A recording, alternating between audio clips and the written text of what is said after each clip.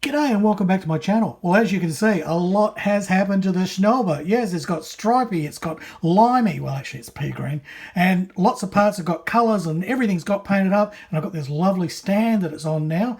It's really coming along. It's getting so close to being finished. In this video, I will show you how I painted up all the parts, what I did, and how I got that stand on process there, and I'll also show you the tricks in getting these red and white stripes on here without it bleeding everywhere, because red is such a horrible colour if you know to use. It just goes everywhere. Well, I've got a little technique that I'll share with you for getting those red stripes on there with minimal disaster. In fact, I haven't touched that up since I sprayed it. Yep, that's how it went down. So how about that? So if that's of interest to you, I hope you'll keep watching. All right, roll the music.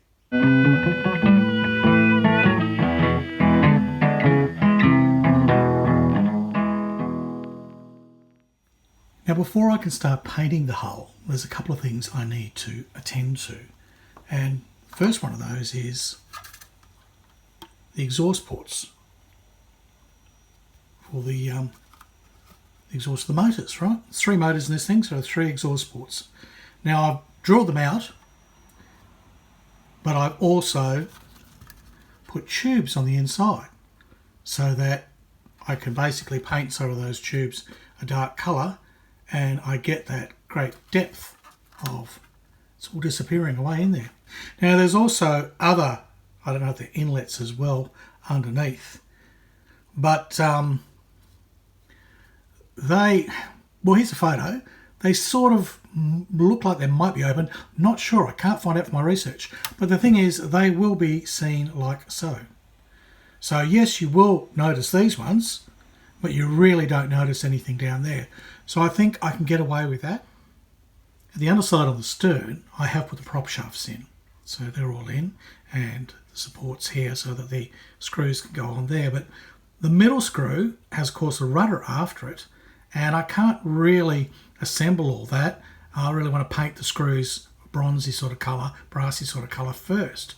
So what I might do is I might attach the rudder with some liquid tape, which is sort of a contact adhesive for models. You put it on one part, you put it on the other, wait till it dries, you can click them together, and then they will separate later.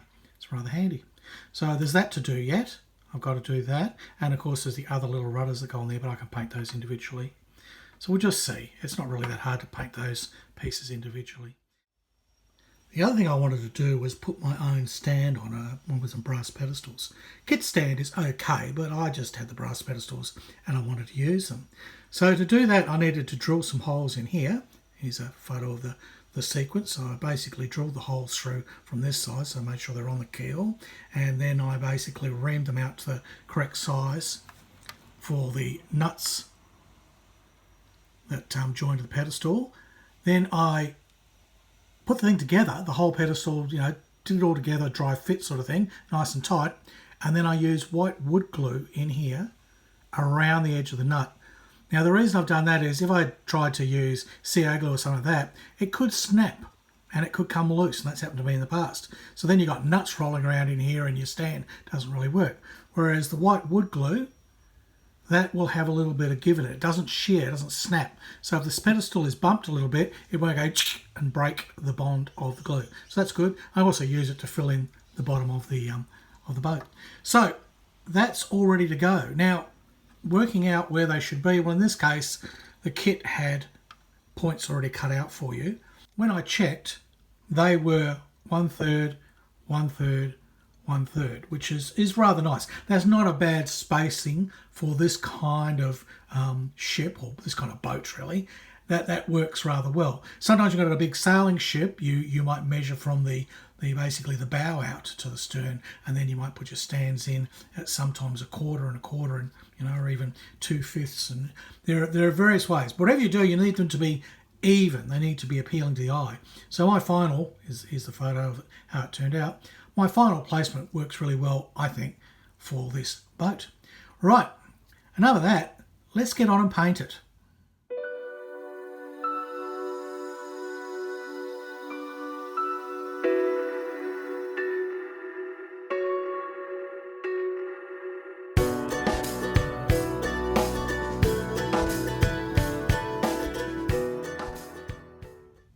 There we go, I've got the basic colours on, and as you can see the decks are now the pea green,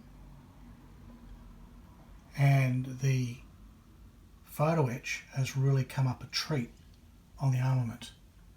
So now that everything's the same colour, that Weis, my fake Schellboot Weis, that's come up really well. And you can see a difference to the original plastic, because the ring around the front machine gun, that's still the original plastic colour. So it's slightly different. The bridge, really happy with how the armour bridge came up. That fingerprint disappeared. If you watched the previous video, I had put a little fingerprint on one of the armour plates. But I'd sanded it down and didn't look like I'd fixed it, but truth's in the painting, so there you go. It's all painted up now, and that armoured bridge I think looks fine. The open torpedo port here, that's worked really well. Happy with that. So everything's good. And the brass pedestals, they're on. I've got the anthracite, which is really a dark grey, almost to black. That went on, and I was really happy that the plimsoll line, it came out perfectly. I mean, I'd sprayed the Weis, Stynylrez Weis, the same day. Admittedly, there was probably about 4 or 5 hours between, but no lifting, no problems. I know some people seem to have problems with Stynylrez, never with me. I love it. If you are interested, here are the life colour paints that I use to make my pea green. And I always mix up a batch of anything that's a bit unusual, so I've got plenty of it for the model, for touch-ups and whatever I need to do.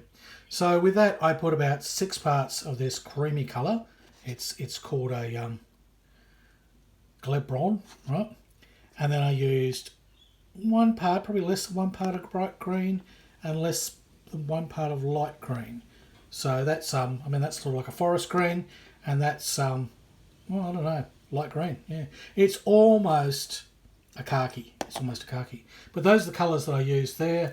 You can read the numbers: 132, 56, and 201. Those are the colours that I use, and that gave me that pea green. I will be lightening that with some white to do some dry brushing, and then I'll be running a wash through that area to darken it. Now, the bow, this section, has some candy stripes, because the theatre that this was in was basically where there were a lot of Italian aircraft, and Italian aircraft were getting very notorious for basically shooting down their own ships because they hadn't recognised them. So what the Italians started to do was paint the bow with a whole lot of stripes, right? Candy stripes. And that way, there was no excuse. The pilots would see that that was an Axis craft. It had all the stripes on it, and so the thing was to not go in and bomb and attack and machine gun it. So I'll be using red there for the stripes, but full-on red, 1, it's a bugger to spray, but 2, it always looks very fake on models. Really, it's too red, much too red. So I'm going to mix in some rot brown, right, which is very oxidey sort of red, and I'll mix in a bit of that until it dulls it, and hopefully that'll give me the kind of colour of a deck weather. Because remember, this is the bow of the ship, so it gets a lot of salt and spray and all the rest of it. So that candy striping would get weathered. I've had my misgivings with life colour for quite some time. Could be my Australian climate, it could be the metal stainless steel balls that I put in that weren't stainless steel, that may have corrupted the paint, I don't know. I've even bought brand new bottles of stuff, and I've still got worms and blobs and all kinds of things will jam up your airbrush. But not now. This is a cocktail sieve, right? And you can buy these fairly cheaply online. They're very fine. It's a very fine sieve. It's designed for straining out all the shit from the fruit in your cocktails, okay? And I happen to make cocktails, well, non-alcoholic ones, because of the gout. But this has been a game changer, because putting my Stynylrez through this before it enters the cup, or mixing up a batch, and also mixing up my life colour, or putting it in the cup, running it through the sieve is so easy. And this cleans out straight away with a bit of hot water. So I make sure I do that, never let it dry on it. And I have not had any significant blockages. I mean, I might have had a little bit of tip dry because it's a hot day, but it has saved my buns as far as life colour goes. So I was nearly going to throw away all the stuff. And I love it. It's such nice paint. So if you're having trouble with your paint clogging up your airbrush because of gunk and bits and pieces, get yourself a cocktail sieve and see if that solves your problem. Bask, are you going to spend all day in bed? Are you going to spend all day sleeping there? Hello? Talking to you? Your audience would like to hear something from you. No? You're just going to spend the whole day sleeping. Well, that's no fun. I'm supposed to do these short videos. You're supposed to do something exciting. Okay, all right. There you go. Another boring Bask. Oh, look, she lifted her head. Yes. Oh. No, she just wants to have a nap.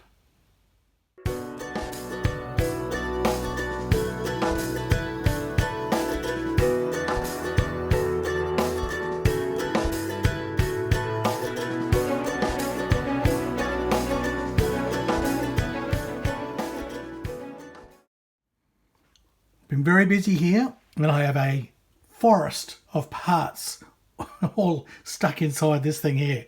Look at this. This is a complete forest of bits and pieces. This is what happens when you build ships and boats. There's lots of little things that you end up painting and sticking on sticks. I'll just put those out the way. I have the rest of the Weis parts painted.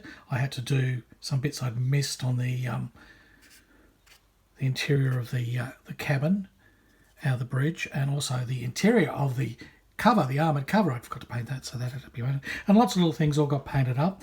But one thing of interest is the bow with the stripes. Now, let me explain how I managed to do this without getting the red to bleed. It was quite a tricky operation. Now, as I've said, I did quite a bit of research on these red stripes as to why they had them and what they were needed for. And the thing is, there was so much friendly fire that culminated in 1940 in this battle. I'll try and put the name of the battle on the screen here because it eludes me just a moment. But the Italians shot down one of their own cruisers. The aircraft knocked out one of their own cruisers because they thought it was a somebody else. Yeah. So the Italian Navy started painting the bows and sometimes the stern, at least somewhere on their boats and their ships in the Mediterranean, with these candy red stripes. So it was very obvious. Do not shoot down the stripy ones. Yes. Oh well, that's what you need to do. So when the German Schnellboats were in there, well, the Italian boats naturally got those, but I think a lot of the German boats also, because let's face it, they're on the same side. All the Axis craft started getting red stripes. That's what happened. Okay, at least according to my research. If you know something else, let me know. But I did quite a bit of research on this. Anyhow, how many red stripes and how much you need? And I had a look at what a lot of other people have done, and some of them were not really good jobs, and some of them were just out of control. And on average, I realised there were 7 main stripes. 1, 2, 3, 4, 5, 6, 7. Okay, and there's a little stripey there and little stripies at there. Okay, but off an edge here, 7 main stripes. The 7th one was on the pinch here, so don't worry about that. So there would be 6 exact stripes from the join here when it went to the green, okay, the pea green, to the point here where it starts to pinch. And when I measured that, it was 72 millimetres. Terrific! Quick bit of math, right? Who knows their math, right? 6, right? 6 12s are 72. Brilliant. So 12 millimetres, 12 millimetres, yep, 6. And then I had to work out the angles. Now, I'd had a look at what some of the other guys had done, and one guy had cleverly positioned his masking strip here over the white, either side of the greebles, and just missing this one here. Because this is the trouble, when you do this red stripy thing on a lot of this Italian stuff, there's always these bumpy bits on the deck. And one solution is you cut all that off. You have to destroy it all and make notes of what it is, and then you're going to have to scratch build it and put them all back. But one guy had figured out, especially with this 6 along here, that you could get the angle. Now, it's about a 60-degree angle, but if you just add probably about 2 degrees, you can get from the edge here, missing that greeble across, and from the point here where it turns, to the pinch, across. And that is as close to spitting as the angle and the look and the width. And that works. So this meant that I could then mask over that and only have to worry about this one bump in the middle, which I could easily push around. And I've only had a tiniest little bit of bleed there, which I've just noticed. Because this has not been touched up. This is how it was as it came out after airbrushing. We'll get on with that in a sec. All right, so I'd worked that all out and I'd penciled it all in and thought, this is good. And then I realised to get these ones, I had to work out what the width was across there, right? So at a tangent, straight across, right? Not the angle here. And it just turned out that that tangential width, right, 10 millimeters, which is the same width as 10 millimeter Tamiya tape. Brilliant, lucked out there. Okay, so I erased all my pencils, and then I got out my Tamiya white, which is the best white I could find, and I gave this a little bit of a dry brush of the Tamiya white. One, to break up the uniformness and to start, getting a bit of a random sort of a weathered effect. But two, just to lighten it a touch so that I'd really get those stripes to pop. Because remember, I dulled those down to get a bit of a red oxide. So even though this looks quite red here, that's not bright red. Bright red would look like that. It'd be neon coloured, right? And it wouldn't look natural. So with the dry brushing on, that just made this a touch wider, but gave it a bit of a patina. I then got my masking tape out and I laid this first one because I knew that had to go from that edge and just miss there. So I could mask that one in. And then it was a simple matter of working out where the next one went and dropping each piece of tape. So, and lining them up and, basically keeping the angle. And then the final ones here are a bit of a fudge. That's slightly narrower on the red there, but it kind of looks aesthetically better.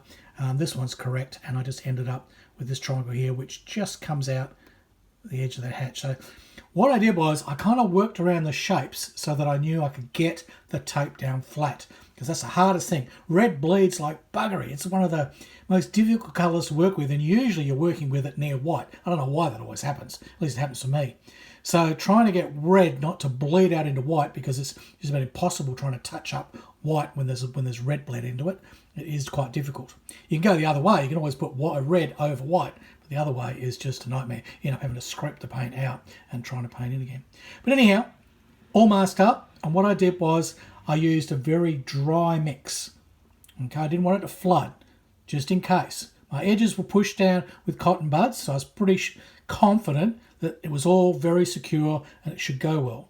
But what I did was I put the thinner through the airbrush, blew it through completely so there was none in the cup, and then I added my non-thinned mix of life colour with the red oxide and the red. I gently ran coats, right? Picky here, very gently, very light feathered coats until I built up what I hoped was a little bit of mix of paint on the tape edges, because that's what you're trying to do. One trick you can do is you could start with the white, right? You could spray the white on, even though you're going to go red, because any bleed will bleed white into white. So you can do that sort of trick. I did that with the Thunderbird 4 submarine. I masked up the red stripes, but then I painted yellow first. So any slight lift of the masking tape meant that only the base colour would bleed through, and hopefully that little bit of paint would then seal up the masking tape. So that's what you can do. I was pretty confident with my red, and I sort of forgot that trick.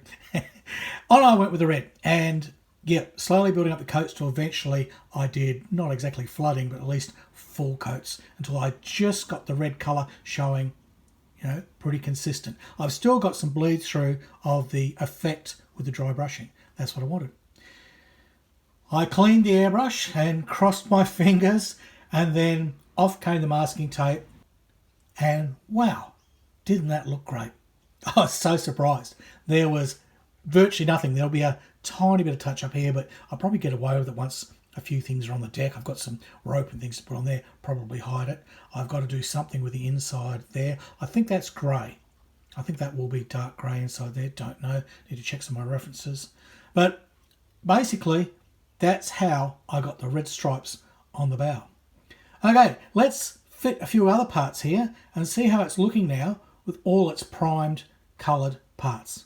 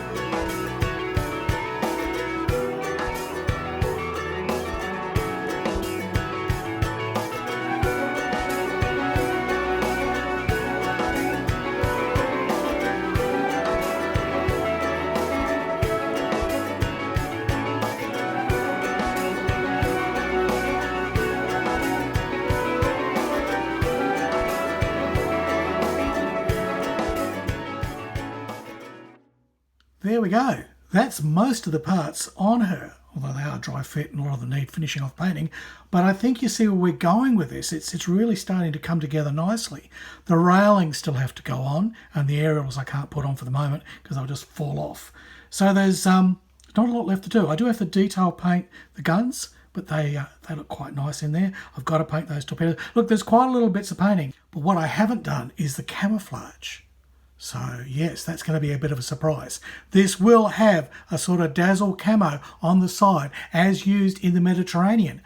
Possibly with these colours, but who knows. I'm sort of picking the best of all the things that I like and making up a what if. It would be possible, it probably could have happened, but who knows, it's a Harry Houdini special. So that will be in the next video because this one's run on long enough.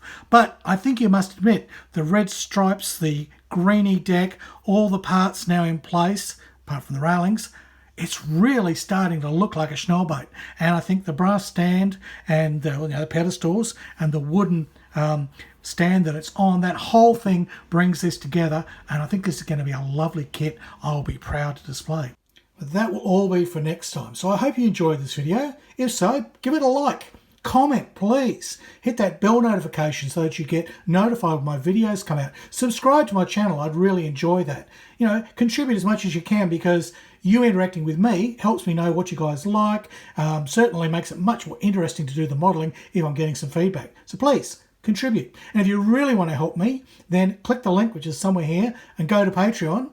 And there you can subscribe and, you know, shoot me $1 or whatever a month. And that really helps me out, gives me money to buy these kind of kits and try out techniques and buy paints and tools and things so that I can explore them on this channel for you. All right, well, that's it. That's enough for now. She's all stripy and green and grey. But next time, she's going to have blues and yellows. Oh, look, it's wait and see. All right, it's goodbye from Australia, and it's hooroo from Harry Houdini.